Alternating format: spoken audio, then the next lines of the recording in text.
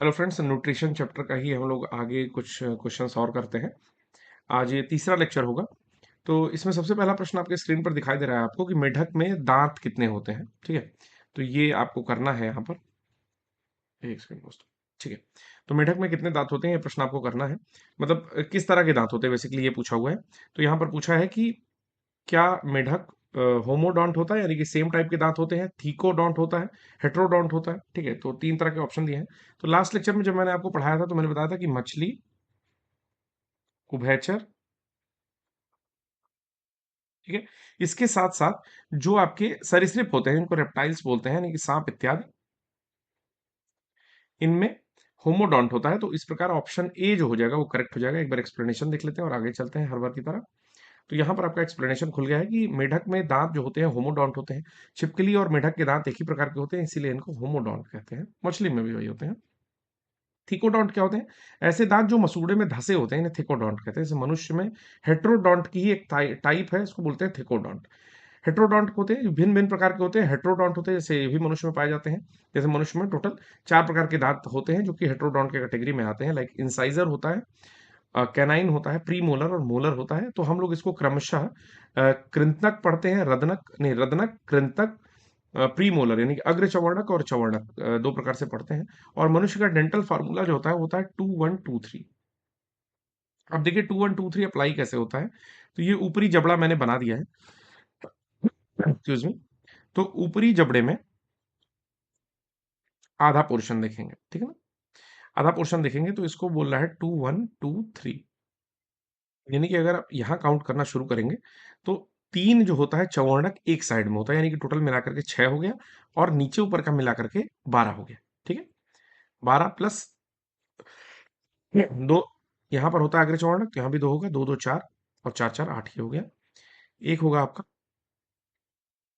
Canine, इधर भी एक होगा, एक एक दो, एक चार, चार ये भी हो गया।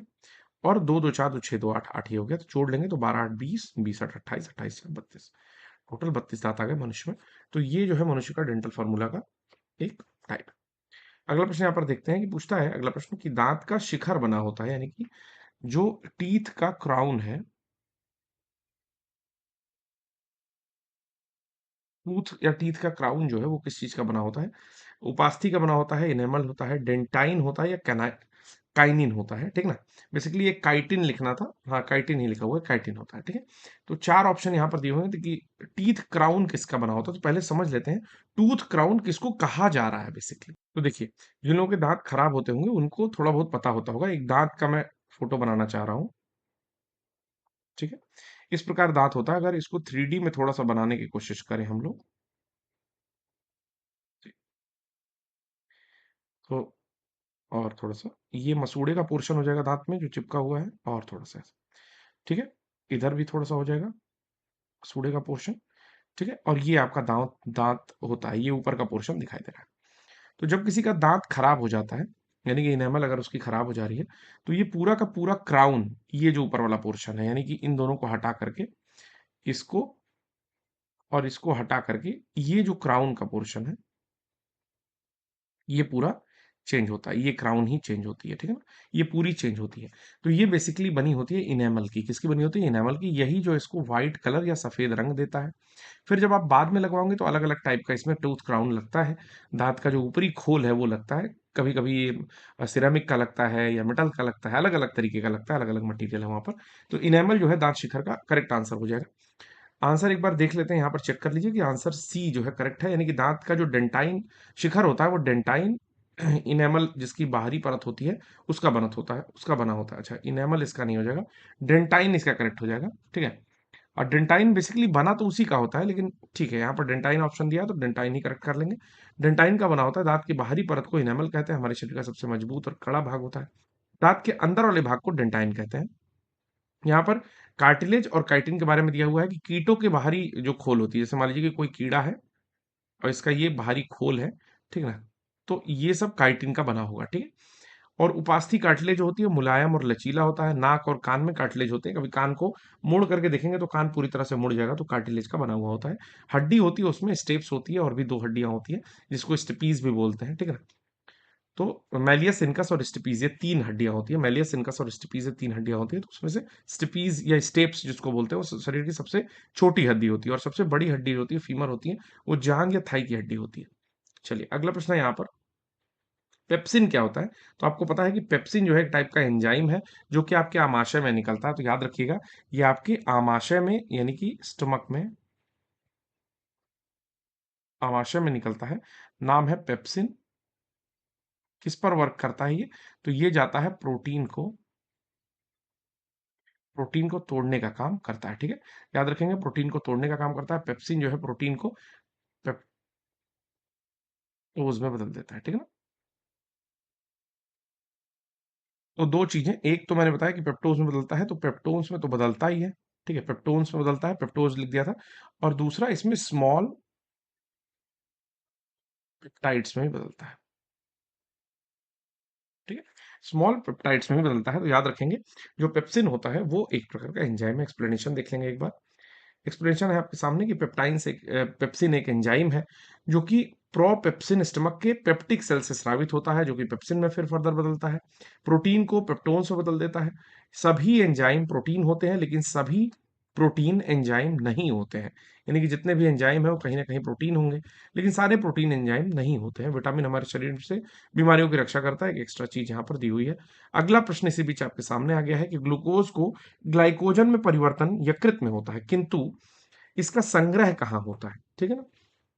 तो देखिए, ग्लूकोज का ग्लाइकोजन में परिवर्तन यकृत कर रहा है, ठीक है, लेकिन इसका संग्रह कहाँ होगा? तो देखिए, जहां पर ये उसको स्टोर करेगा वहीं इसका संग्रह भी होगा, यानी कि यकृत की पेशियों में ही इसका संग्रह होता है, ठीक है। तो सी ऑप्शन करेक्ट हो जाएगा, यानी कि यकृत और पेशियों में, लीवर एंड मसल्स में इसका संग्रह किया जाता है।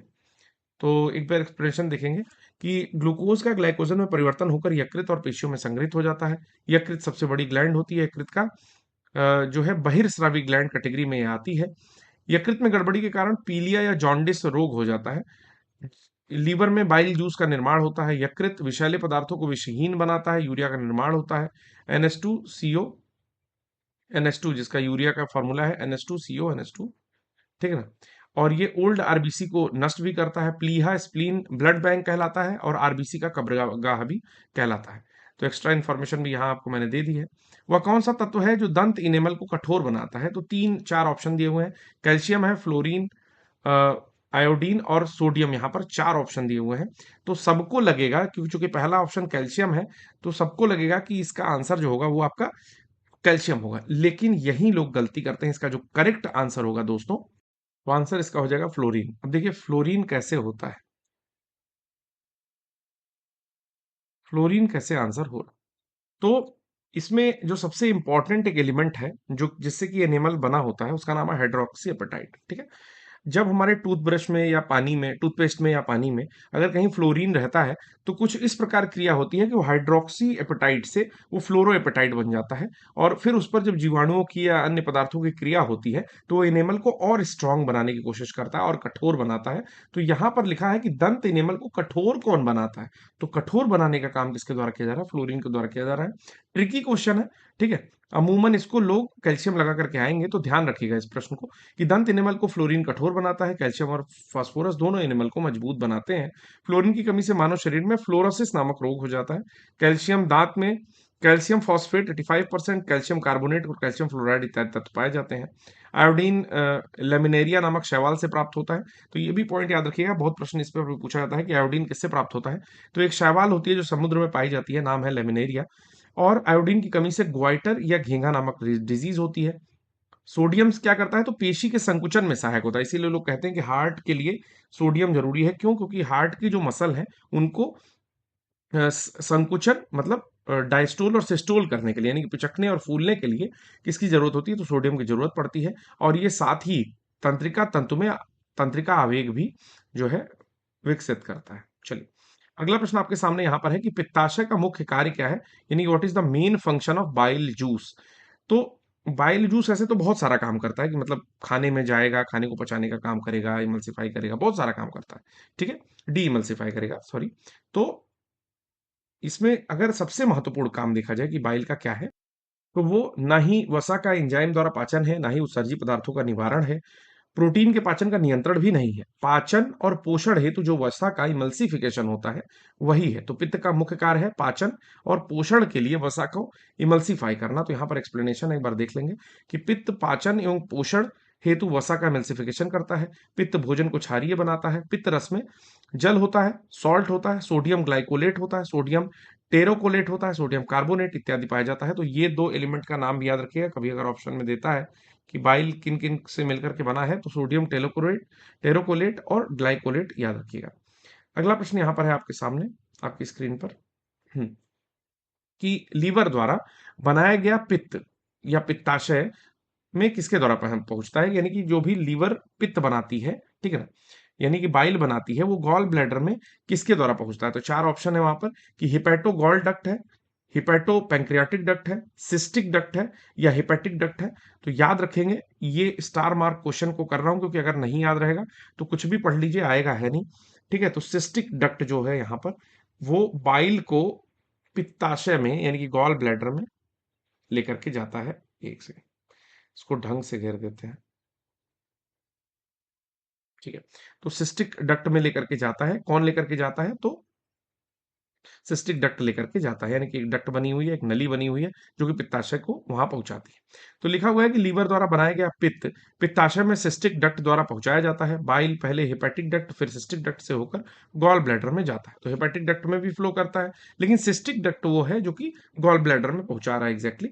पित्त भोजन को क्षारीय बनाता है, ये सारी चीजें हमने पढ़ ली हैं, तो उसमें कुछ ठीक है। अगला प्रश्न है यहाँ पर कि किसके संश्लेषण यानी कि सिंथेसाइजेशन के लिए कोलेस्ट्रॉल आवश्यक होता है, मतलब which of the following require और which of the following synthesization require cholesterol. तो कई सारी चीजें दी हुई हैं, इसमें दिया हुआ है पहला इंसुलिन। क्या इंसुलिन के संश्लेषण के लिए कोलेस्ट्रॉल आवश्यक होता है? क्या एडियोस्ट्रॉल के लिए आवश्यक होता है? क्या ग्लाइकोजन के लिए आवश्यक होता है या सभी के लिए आवश्यक होता है? तो अमूमन इस तरह के प्रश्नों का उत्तर सब लोग सभी मार देते हैं, लेकिन एस्ट्रोडियोल जो होता है उसके लिए आपका कोलेस्ट्रॉल आवश्यक होता है। तो कोलेस्ट्रॉल और एस्ट्रोडियोल एक ही तरह का थोड़ा सा लग रहा है, तो इस प्रकार दिमाग में रख लेंगे कि कोलेस्ट्रॉल मतलब एस्ट्रोडियोल के सिंथेसिस के लिए या संश्लेषण के लिए कोलेस्ट्रॉल आवश्यक होता है। इस प्रकार जो यहाँ पर बी ऑप्शन है वो करेक्ट हो जाएगा। एक बार एक्सप्लेनेशन देख करके आगे बढ़ेंगे कि एस्ट्रोडियोल के संश्लेषण के लिए कोलेस्ट्रॉल आवश्यक होता है। इंसुलिन आपको पता है कि लैंगर हैंस की द्वीपिकाओं से अग्नाशय से स्रावित होती है। इसकी कमी से डायबिटीज होता है। ग्लूकोज लीवर में ग्लाइकोजन के रूप में संचित रहता है और इसका संबंध मादा प्रजनन तंत्र से, अब कोई और चीज दी हुई है उससे होता है। चलिए, अगला एलिमेंट्री कैनाल के बारे में देता है, आहार नाल के बारे में। कहता है किस भाग में प्रोटीन का अमीनो एसिड में निम्नीकरण या डिग्रेडेशन होता है। तो यहाँ पर जो छोटी आंत होता है, इससे पहले भी मैंने बताया कि छोटी आंत जो होता है वहीं पर अमीनो एसिड जितना भी है वो डिग्रेड हो जाता है, यानी कहीं ना कहीं वो पॉलीपेप्टाइड्स में बदल जाता है, ठीक है, और छोटे छोटे पार्ट्स में वो टूट जाता है। तो इसका करेक्ट आंसर हो जाएगा छोटी आंत। यहाँ पर देख लेंगे कि छोटी आंत में अमीनो अम्ल का डिग्रेडेशन होता है। छोटी आंत से स्रावित एंजाइम एरेस्पिन प्रोटीन को पेप्टोन्स में और पॉलीपेप्टाइड्स को अमीनो एसिड में बदल देता है। आमाशय बेसिकली स्टमक से gastric juice HCl hydrochloric propepsin mucin rennin स्रावित करता है। तो इतनी इंफॉर्मेशन नहीं लेनी है, बस ये बीच वाली इंफॉर्मेशन पढ़ लेनी है कि छोटी आंत से जो स्रावित होता है एंजाइम, ठीक ना, जिसका नाम है इरेप्सिन, वो प्रोटीन को पेप्टोन्स में बदलता है और पॉलीपेप्टाइड्स को अमीनो एसिड में बदल देता है। उसके अलावा बहुत सारे यहाँ पर जो है एंजाइम स्रावित होते रहते हैं। तो जितने की जरूरत है बस उतना ही पढ़ना है, ज्यादा ज्ञानी नहीं बनना है।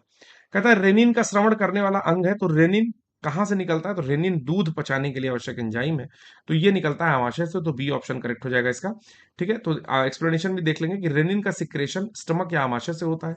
किडनी, मनुष्य में किडनी की संख्या 2 होती है, इसमें यूरिया बनता है। किडनी के फंक्शन यूनिट को नेफ्रॉन कहते हैं और रेनिन दूध पचाने में सहायक होता है, जो मैंने आपको बता दिया है। कहता है कि जब दो जीव साथ रहें तो एक को लाभ होता है, दूसरे को कोई लाभ नहीं हो, तो वो स्थिति क्या कहलाती है। तो बहुत इंपॉर्टेंट क्वेश्चन है, बहुत इंपॉर्टेंट। यूपीपीसीएस जैसे एग्जाम्स के लिए, बीपीएससी जैसे एग्जाम के लिए ये क्वेश्चन जो है बहुत ज्यादा महत्वपूर्ण हो जाता है। कहता है कि दो जीव हैं, सपोज करिए दो जीव हैं, ठीक है। अब दो जीव में कहता है कि एक को इससे लाभ हो रहा है और दूसरे को कोई फर्क नहीं पड़ रहा है, यानी कि कोई लाभ नहीं हो रहा है ना हानि हो रही है। जैसे इसको ऐसे समझ सकते हो कि कोई चौपाया जानवर है, ठीक है ना, चार पैर नहीं लग रहा है क्या, अब लग रहा है, ठीक है। कोई चौपाया जानवर है, ठीक, इसका दांत वात है, इसके ऊपर बहुत सारे बग्स हैं, लीचेस हैं। कीटाणु है, कीड़े हैं, ठीक? तो इसको तो हानि हो जाएगी उस हिसाब से, ये वाला एग्जाम्पल नहीं सही रहेगा। चलिए अगला देखते हैं। काऊ है, तो काऊ ने क्या किया, काऊ के पीछे का हिस्सा दिख रहा है, ये पूंछ दिख रही है, ठीक है ना? काऊ ने काऊ डंग कर दिया यहाँ पर, ठीक? काऊ डंग कर दिया और काऊ चली गई घर। लेकिन इसमें बहुत सारे जीवधारी जो है जीवन यापन कर रहे हैं आकर के, ठीक? तो काऊ को क्या कोई फर्क पड़ा? नहीं। अच्छा, किसको फर्क पड़ा? इन जीवधारियों को जीवन मिला, खाने को मिला। तो एक को लाभ हो रहा है, दूसरे को कोई फर्क नहीं पड़ रहा है, तो इसको बोलते हैं कॉमनसेलिज्म। क्या बोलते हैं? कॉमनसेलिज्म। ठीक है, क्या बोलते हैं? कॉमनसेलिज्म। तो याद कर लेंगे इसको, इसको बोलते हैं कॉमनसेलिज्म। अगर दोनों को एक दूसरे से लाभ हो रहा है तो बोलते हैं सिम्बियोसिस। ठीक है, और एक दूसरे को खा जाए तो प्रेडेशन बोलेंगे। और पैरासिटिज्म मतलब एक को लाभ दूसरे को हानि। पैरासाइट कहते नहीं खून चूस रहे हो तुम मेरा, तो उसको बोलते हैं पैरासाइट। आ जाइए, तो ये चीज आपको समझ में आ गई। कॉमनसेलिज्म क्या है? कॉमन से पढ़िए, COMMEN लिखा है, लेकिन इसको पढ़ लेते हैं। कॉमन से आप समझेंगे, ठीक है ना? कॉमनसेलिज्म, ठीक, यानी कि एक को लाभ हो रहा है, दूसरे को कोई हानि नहीं हो रही है, यानी कि दूसरा उससे इंडिफरेंट है, एक तरह से समझेंगे। प्रेडेशन मैंने बता दिया कि एक दूसरे को खा ले रहा है, यानी कि शेर दौड़ा करके हिरन को खा ले रहा है, तो प्रेडेशन हो गया। सिम्बियोसिस में क्या हो जाएगा? जैसे एलगी और आपके शैवाल, नहीं शैवाल और आपका फंगस, फंजाई, ये दोनों साथ में रह रहे हैं, सहभोजिता हो रही है, सिम्बियोसिस कर रहे हैं, सहजीविता कर रहे हैं, दोनों एक दूसरे से लाभ ले रहे हैं। परजीविता क्या होती है? कि आपके आपको आके के मच्छर काट रहा है, तो मच्छर को खून मिल रहा है, आपका खून जा रहा है, तो ये हो गया परजीविता। ठीक है, चलिए अच्छा। कह रहा है कि जब दो जीव साथ रहे, एक को लाभ हो दूसरे को कोई लाभ ना हो, तो इसको बोलते हैं कमेंसलिज्म, सहभोजिता बोलते हैं। दो जीव के बीच ऐसा संबंध कि एक को लाभ और दूसरे को हानि होती है, तो पैरासिटिज्म बोलते हैं, मैंने समझा दिया। एक जीव दूसरे को पूरी तरह से खा जाता है, तो पैरासिटि इसको प्रेडेशन बोलते हैं या परभक्षण कहते हैं, जैसे गिद्ध करता है। ठीक है, अगला प्रश्न है आपके सामने यहाँ पर स्क्रीन पर, कि कौन सा अंग है रोगाणुओं का विनाश करता है और शरीर का पुलिस रक्षक कहलाता है? तो बहुत अच्छा, बहुत बढ़िया प्रश्न है। कहता है एक तो रोगाणुओं का नाश करेगा, जितने भी आपके शरीर में ऐसे बग्स होंगे, रोग उत्पन्न करने वाले अणु होंगे, उनको आपका मार डालेगा, और पुलिस रक्षक कहलाता है, तो उसको बोलते हैं यकृत, लीवर। बी ऑप्शन करेक्ट है, यहां पर याद रखेंगे कि रोगाणुओं का विनाश करेगा और शरीर की रक्षा करेगा। तो यकृत रोगाणुओं का विनाश करता है। थाइमस को शरीर का पुलिस रक्षक कहते हैं, ठीक है ना? थाइमस को क्या कहते हैं? शरीर का पुलिस रक्षक कहते हैं। लीवर में कूफर सेल पाए जाते हैं जो कि रोगाणुओं को नष्ट करते हैं, तो ये याद रखिएगा, कूफर सेल पाए जाते हैं जो कि रोगाणुओं को नष्ट करते हैं। शरीर में टॉन्सिल की लंबाई बढ़ जाने से खांसी होती है। तो टॉन्सिल क्या होता है? जब मुंह खोलोगे, ठीक, मान लीजिए ये मुंह है, तो इसमें ये जीभ होती है, ठीक है, ये दांत होता है, ठीक, यहाँ पर जो घंटी लटकी होती है इसको टॉन्सिल बोलते हैं। ठीक, जब यही बढ़ जाता है तो खांसी होती है। ठीक है, यकृत में कुफर सेल पाए जाते हैं जो जीवाणुओं को नष्ट करते हैं। ठीक है, याद रखना है। और थाइमस को शरीर का पुलिस रक्षक कहते हैं। अगले प्रश्न की ओर हम लोग बढ़ जाते हैं। चलिए, उपापचय की दर सर्वाधिक कहाँ होती है? चूहे में होती है, मनुष्य में, हाथी में, बंदर में? तो अभी इतना पर्टिकुलर क्वेश्चन है, लेकिन फिर भी देखिए लगाना क्यों है तो मैं आपको बताता हूँ। एक बार प्रश्न पूछा हुआ था, यूपी पीसीएस में प्रश्न पूछा हुआ था कि अ, एक विशेष प्रकार कंगारू रैट के बारे में प्रश्न था कि वो अपना मूत्र जो है ना वो सॉलिड फॉर्म में करता है। ठीक है, तो कंगारू रैट वो है जो बहुत अधिक दिन तक जीवित रहता है, और वो जो टॉयलेट करता है वो सॉलिड फॉर्म में करता है। ठीक है, तो हो सकता है कि उपापचय या मेटाबॉलिज्म से भी क्वेश्चन पूछ ले, तो पूछता है कि highest metabolism is found in, या मेटाबॉलिज्म रेट, तो वो पाई जाती है चूहे में। ठीक है, तो याद रखिएगा चूहे में जो है हाईएस्ट मेटाबॉलिज्म पाई जाती है। ठीक है, पेड़ पौधों और जंतुओं में होने वाले रासायनिक परिवर्तन को, जो भोजन को ऊर्जा में परिवर्तित करते हैं जिनसे उनकी वृद्धि होती है, उसी को मेटाबॉलिज्म बोलते हैं। यानी कि पेड़ पौधों और जंतुओं में होने वाला रासायनिक प्रक्रिया, यानी कि जब भोजन खाए तो पचना शुरू हुआ, काम जो शुरू हो रहा है अंदर पेट में, तो उसी को मेटाबॉलिज्म बोलते हैं। ठीक है, चलिए, वो भी दो प्रोसेस से बना होता है, एक होता है कैटाबोलिक, एक होता है एनाबोलिक। अब वो सारी चीजें कभी सुपर मतलब क्लासेस, अगर ऐसी पेड क्लासेस पढ़ाने का मौका मिला तो फिर हम लोग साइंस में पढ़ लेंगे। ठीक है, शरीर के लिए एंजाइम बहुत आवश्यक है, क्योंकि, तो ऑब्वियस सी बात है, शरीर के लिए एंजाइम बहुत आवश्यक है। एंजाइम करता क्या है? तो enzyme is a type of उत्प्रेरक या कैटलिस्ट। तो एंजाइम एक प्रकार का कैटलिस्ट है, ना ही ये शरीर का रचनात्मक भाग है, ना ही ऊर्जा प्रदान करेगा। जीव रासायनिक क्रियाओं के उत्प्रेरक में काम करेगा, यानी कि बॉडी को कहीं ना कहीं वो एक उत्प्रेरक, यानी कि कोई फंक्शन चल रहा है, यानी कि भोजन पचाने का काम चल रहा है, थोड़ा स्लो है, तो कई सारे एंजाइम्स निकलेंगे, भोजन पचाने की रेट को अधिक कर देंगे। ठीक है, तो ये बहुत आवश्यक होता है, तो इस प्रकार सी ऑप्शन हो जाएगा। एंजाइम बहुत आवश्यक होता है क्योंकि जीव रासायनिक क्रियाओं के उत्प्रेरक के रूप में काम करता है। जीवों के रचनात्मक और क्रियात्मक इकाई को सेल कहते हैं। तो कभी कोई पूछता है कि what is the basic functional and functional का ये हो गया रचनात्मक स्ट्रक्चरल यूनिट ऑफ बॉडी, तो उसको बोलते हैं सेल। कार्बोहाइड्रेट, वसा और प्रोटीन शरीर को ऊर्जा प्रदान करता है। प्रोटीन को बॉडी बिल्डिंग मटेरियल कहते हैं। और तंत्रिका कोशिकाओं पर नियंत्रण मस्तिष्क तथा मेरुरज्जु करता है, स्पाइनल कॉर्ड, और ये करता है। अगला यहाँ पर जो प्रश्न है, किस ताप पर एंजाइम अधिक सक्रिय होते हैं? 30 डिग्री, 40 डिग्री, 20 डिग्री और 60 डिग्री। तो देखिए, जैसे ही टेम्परेचर राइज होता है, ठीक है, तो हमारे शरीर में एंजाइम्स जो होता है सक्रिय होना शुरू हो जाता है। और टेम्परेचर जैसे ही लेस देन 25 डिग्री हो जाएगा, परेशानी उन लोग के लिए हो जाएगी। ठीक है, तो मतलब हालांकि 20 डिग्री के नीचे तो बहुत कम क्रियाशील हो जाते हैं, इसीलिए कहा जाता है कि गर्मी सॉरी जाड़े के दिनों में आप रनिंग करिए, जाड़े के दिनों में आप जिम ज्वाइन करिए। क्यों ऐसा जाड़े के दिनों के लिए कहा जाता है? जाड़े के दिनों के लिए इसलिए कहा जाता है दोस्तों, क्योंकि जाड़े के दिनों में अगर आप ये करेंगे तो बॉडी टेम्परेचर बना रहेगा, ठीक ठाक मेंटेन रहेगा। वैसे भी मेंटेन रहता है इंटरनली, लेकिन सारी एनर्जी बॉडी टेम्परेचर मेंटेन करने में ही वेस्ट हो जाएगी। तो मेटाबॉलिज्म के लिए कैसे समय मिलेगा? उपापचय के लिए, ठीक है, तो उसको मेंटेन करने के लिए कहीं ना कहीं हम लोग को ये काम करना पड़ता है। और 40 डिग्री जो है, इस पर एंजाइम अधिक सक्रिय होते हैं, तो ये पॉइंट याद रख लेंगे कि 40 डिग्री सेंटीग्रेड पर एंजाइम अधिक सक्रिय होते हैं। ठीक है, यानी कि 37 डिग्री के आसपास हम लोग की बॉडी का टेम्परेचर होता है सेंटीग्रेड में। ठीक है, और 97.6 फॉरेनहाइट में होता है। तो याद रखेंगे कि 35 प्लस माइनस 5 यानी कि 35 से 40 के बीच में, या 35 से 40 के बीच में सबसे ज्यादा बढ़िया एंजाइम जो है सक्रिय रहते हैं। अगला प्रश्न यहाँ पर पूछता है कि बाइल का निर्माण कहाँ होता है? तो कई बार हमने पढ़ लिया, यकृत में होता है, कुछ नहीं पढ़ेंगे, पीएच वैल्यू पढ़ लेंगे। बाइल की पीएच वैल्यू होती है 7.4। ठीक है, तो बाइल की पीएच वैल्यू होती है 7.4। क्यों पढ़े हम लोग? हमने इसलिए इसको पढ़ा है क्योंकि अ, अगर कभी एग्जामिनेशन में ये चीजें आ जाएं तो भाई हम लोग खाली ना रहे, ठीक है ना, उसको कर लें। तो अगला प्रश्न है दोस्तों यहाँ पर कि खरगोश में दांत होते हैं, तो टाइप ऑफ टूथ पूछा हुआ है कि कौन से खरगोश में होते हैं। चार ऑप्शन है। होमोडोंट होता है, यानी कि सिमिलर टाइप के टीथ होते हैं। एक्रोडोंट होता है, थीकोडोंट होता है। तो यहाँ पर थीकोडोंट जो है वो होते हैं खरगोश में। ठीक है, तो प्रकार जो होता है दांतों का वो ये होता है खरगोशों में। और मनुष्य में चार प्रकार के टीथ होते हैं, मैंने आपको पहले भी बता दिया है, तो ज्यादा कुछ इसमें नहीं देखना है। अगला प्रश्न आपके स्क्रीन पर आ चुका है कि वह जीव जो मृत कार्बनिक पदार्थों पर उगता है उसे क्या कहा जाता है? तो यहाँ पर चार ऑप्शन दिया हुआ है। पहला दिया है स्पोरोफाइट, तो अगर ध्यान से नहीं पढ़ेंगे तो आंसर आने के बावजूद भी गलत हो सकता है। याद रखना है कि पहला जो दिया है स्पोरोफाइट, ये सेप्रोफाइट से मिलता जुलता है। ठीक है, दूसरा है पैरासाइट, चौथा है एपीफाइट। तो एपीफाइट जो होता है वो अधिपादप उसको बोलते हैं, अधिपादप। अधिपादप क्या होता है कि इसमें चूषक ग्रंथियां या चूषक तने या जड़ होते हैं कि किसी और पेड़ पर किसी और पेड़ पर ही वो रह करके अपना जीवन यापन करते हैं। ठीक है ना, जिसमें अमर, बेल इत्यादि एपीफाइट्स में आ सकते हैं। ठीक है, अधिपादप कहा जाता है हिंदी में। फिर आता है स्पोरोफाइट, स्पोर्स के माध्यम से जीवन यापन कर रहे हैं। पैरासाइट दूसरे के ऊपर आश्रित है। और सेप्रोफिटिक जो है वो मृत कार्बनिक पदार्थों पर उगता है। तो करेक्ट आंसर हो जाएगा सेप्रोफाइट या सेप्रोफिटिक प्लांट्स।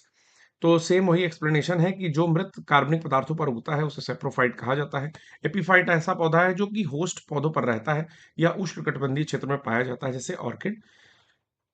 सबसे छोटा बीज ऑर्किड का होता है, सबसे बड़ा बीज लोडोकिया का होता है। ठीक है, अगला है कार्बोहाइड्रेट पाचन के अंतिम उत्पाद क्या होता है? यानी कि कार्बोहाइड्रेट का जब पाचन होगा तो जो लास्ट प्रोडक्ट बचेगा वो क्या होता है? तो उसका नाम है यहाँ पर मोनोसैकेराइड्स। ठीक है, मोनोसैकेराइड्स।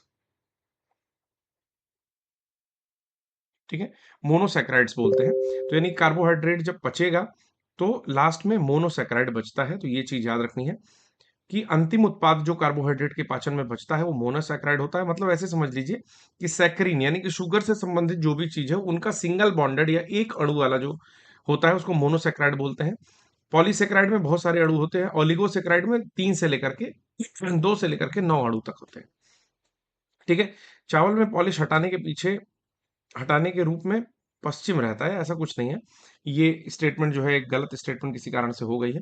डाइसैकेराइड भी मोनोसैकेराइड की तरह जल में घुलनशील शर्करा है। इसका निर्माण दो मोनोसैकेराइड अणुओं से होता है। ठीक है, इसके मुख्यतः तीन प्रकार होते हैं, सुक्रोज, माल्टोज और लैक्टोज। ये तीनों ही डाइसैकेराइड होते हैं। अगला प्रश्न है यहाँ पर कि शरीर में यूरिया का संश्लेषण कहाँ होता है, यानी कि यूरिया का सिंथेसाइजेशन कहाँ होता है, तो ये पॉइंट याद रखिएगा। तो इस प्रश्न पर ध्यान देंगे कि शरीर में यूरिया का संश्लेषण या सिंथेसाइजेशन कहाँ होता है। Where does urea synthesize in the body, तो इसका आंसर हो जाएगा यकृत या लीवर में। ओके, तो liver is the organ where the synthesization of urea has been done. ठीक है, तो यहाँ पर होता है लीवर में। तो एक बार एक्सप्लेनेशन आप देख लेंगे कि ये एक्सप्लेनेशन दिया हुआ है कि वृक्क के अध्ययन को नेफ्रोलॉजी कहते हैं, और यकृत का जो वजन है यानी कि लीवर का जो वेट होता है वो 1.5 से 2 किलोग्राम का होता है, और रीजनरेटिव ऑर्गन है। Multiple times I have said कि ये रीजनरेटिव है, थोड़ा सा पार्ट भी लगाओगे तो रीजनरेट कर लेगा। फिर है कि रवों के रूप में सबसे पहले किस एंजाइम को तैयार किया गया था। चार ऑप्शन दिया हुआ है कि जाइमेज है, यूरिएज है, लाइपेज है और प्रोटेज है। याद कर लेंगे इसको डायरेक्टली, जिस प्रकार क्वेश्चन आया, बहुत ज्यादा डेप्थ में नहीं जाएंगे। यूरिएज यूरिएज जो है इसको रवे के रूप में सबसे पहले तैयार किया गया था। तो रवे के रूप में तैयार करने वाला पहला जो एंजाइम था वो था यूरिएज। ठीक है, लाइपेज जो होता है फैट्स को फैटी एसिड और ग्लिसरॉल में बदलता है। तो लाइपेज का नाम जहां भी आएगा आप याद रखिएगा कि फैट को क्या करेगा, कन्वर्ट करेगा फैटी एसिड्स में और ग्लिसरॉल में। ठीक है, अगला प्रश्न यहां पर आता है आपके सामने स्क्रीन पर कि जलीय वातावरण में सूक्ष्म जंतु और पादपों को सम्मिलित रूप से क्या कहते हैं।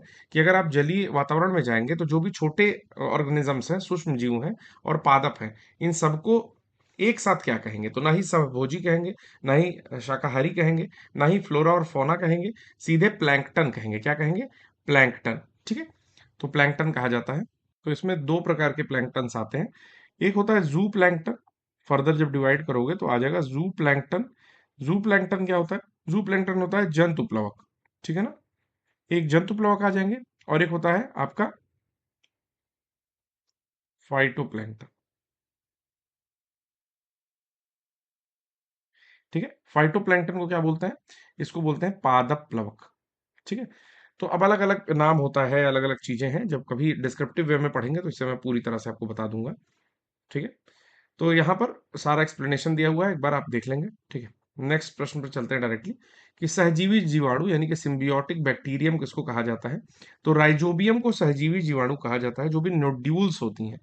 देखिए, नोड्स या नोड्यूल्स वाली क्रॉप जो है, जैसे मान लीजिए कि कोई क्रॉप बोया आपने, ठीक है, तो ज्यादा बड़ा बना दिया हूँ, एक सेकंड। तो इसका जो जड़ होता है, मान लीजिए ये जड़ है, ठीक है, इसी की गांठों में, ठीक है, नोड्यूल्स में ये राइजोबियम पाए जाते हैं।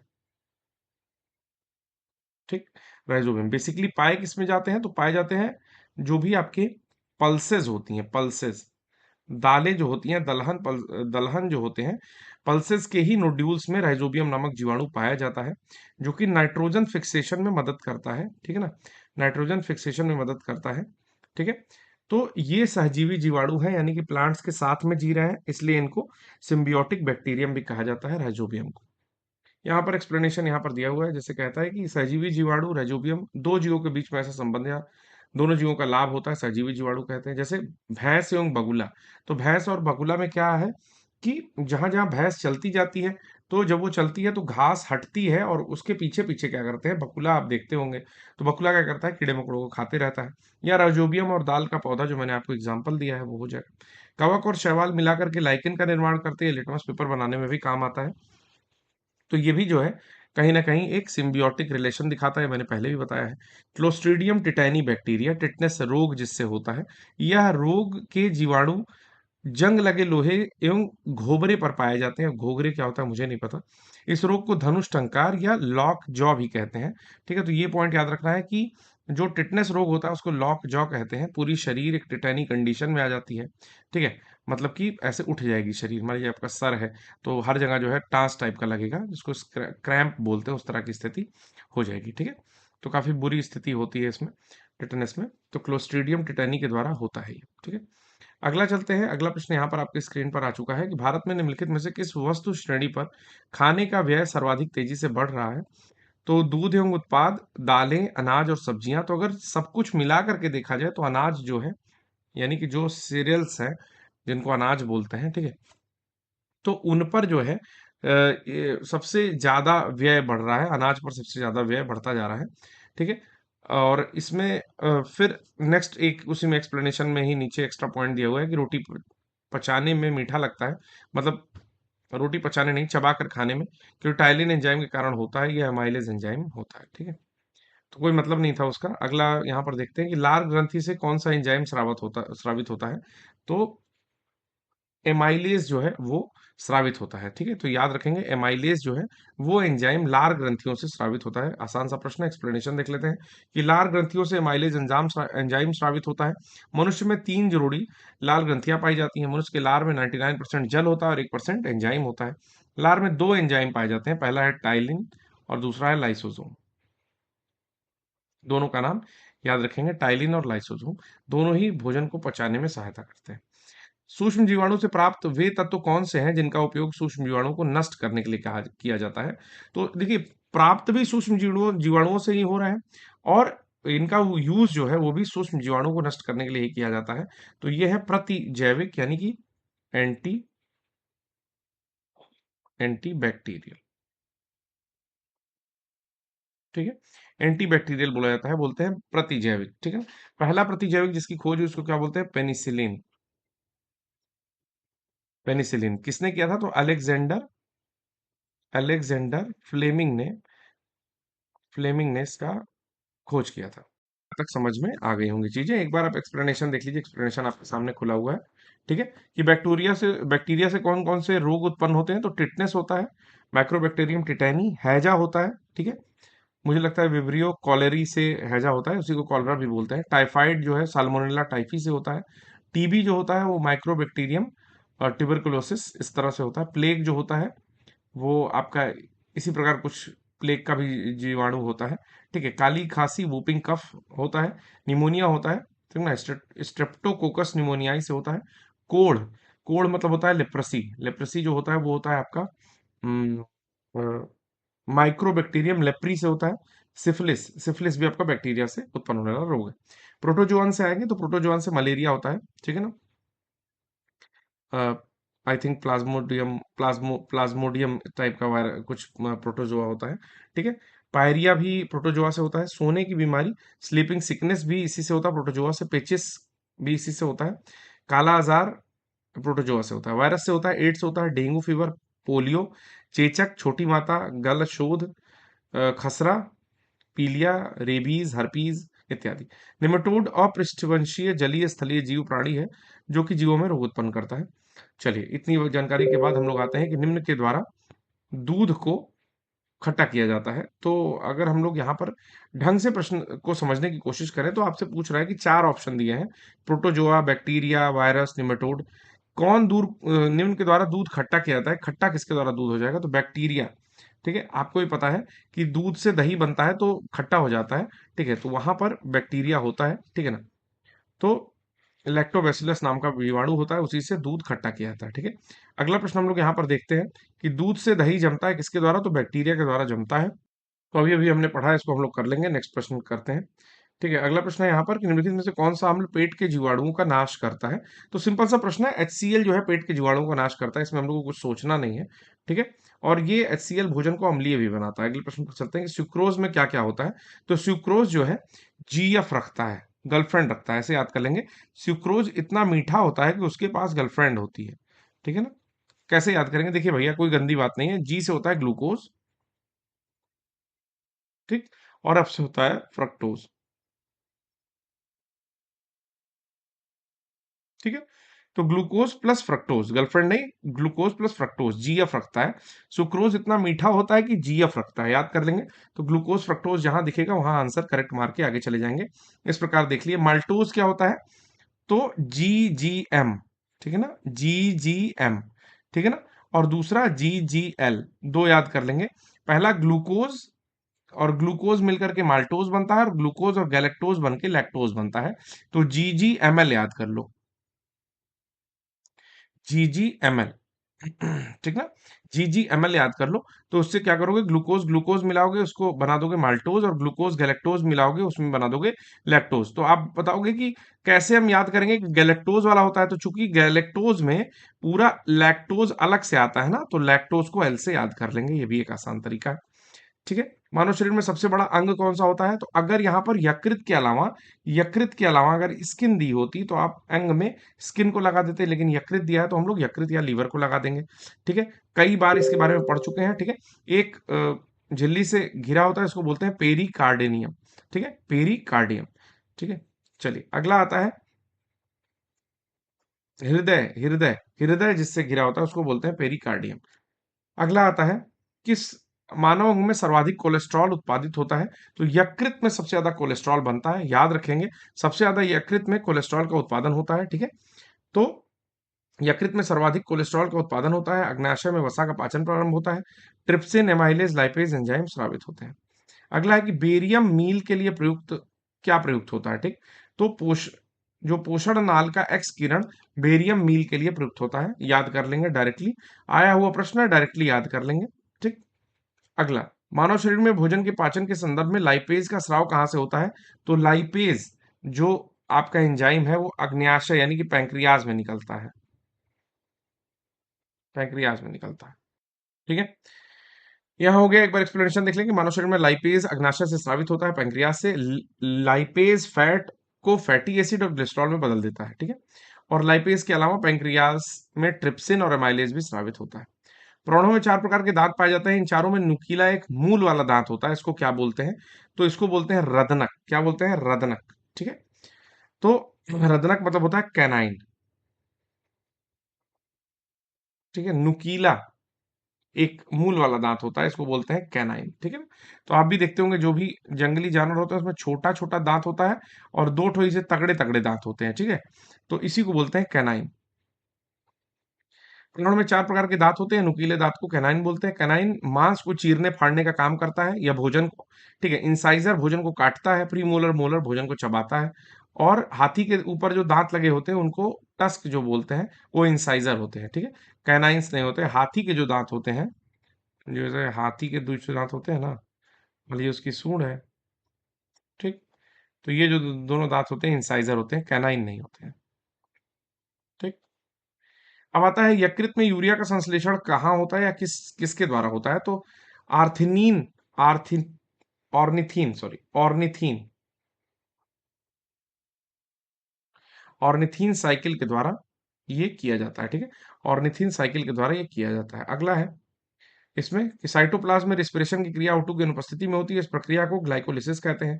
ग्लाइकोलिसिस में ग्लूकोज की एक अणु टूटकर पायरुविक एसिड के दो अणु बनाते हैं। ठीक है, ग्लाइकोलिसिस में 4 एटीपी का निर्माण होता है, जिसमें 2 एटीपी खर्च हो जाता है तथा शेष 2 एटीपी बचता है। ग्लूकोज के टूटने की प्रक्रिया जो है ग्लाइकोजेनेसिस कहलाती है। चलिए, सर्प के विष दंत यानी कि पॉइजनस फैंग्स कौन से दांत होते हैं? तो उसको जंभिका दंत कहते हैं। ठीक है, याद रखेंगे, पॉइजनस फैंग्स जंभिका दंत होते हैं। सर्प में पैरोटिड ग्लैंड पॉइजनस ग्लैंड के रूप में परिवर्तित हो जाती है। जो पैरोटिड ग्लैंड होती है वही जो है पॉइजन लेकर के उस फॉर्म में चेंज हो जाती है, तो याद रखेंगे। इस प्रकार हम लोग का जो द पीवाईक्यू का ये चैप्टर था वो खत्म हो चुका है, और इस पीडीएफ को फ्री में पाने के लिए द पीवाईक्यू आप लोग ज्वाइन कर लीजिए। वहां पर आपको फ्री ऑफ कॉस्ट ये पीडीएफ अवेलेबल करा दी जाएगी। ठीक है, आज अभी के लिए बस इतना ही। धन्यवाद।